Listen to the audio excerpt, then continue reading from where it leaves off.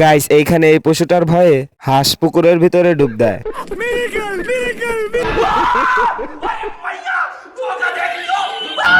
তারপর পশুটা একটা স্ট্র দিয়ে পুরো পুকুরের পানিটাই শুষে নেয়।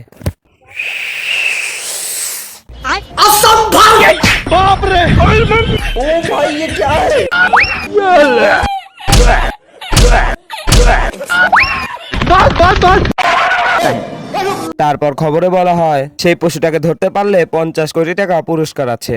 যা শুনে হাঁস বিলাই अबे जल्दी बोल, कल सुबह पनवेल निकलना है।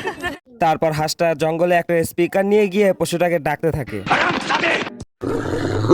देखा आपने लापरवाही का नतीजा। তারপর হাঁসটা বুদ্ধি করে স্পিকারে হিরো আলমের গান লাগিয়ে দেয়, যা শুনে পশুটা শান্ত হয়ে চিড়িয়াখানায় ঢুকে পড়ে। আরো হবে না বলো আমায় সারা জীবন ভালোবাস। प्यारी समझ गई। তারপর হাঁসটা তার পুরস্কার নিয়ে বাসায় চলে যায়। कैसा लगा मेरा मजाक?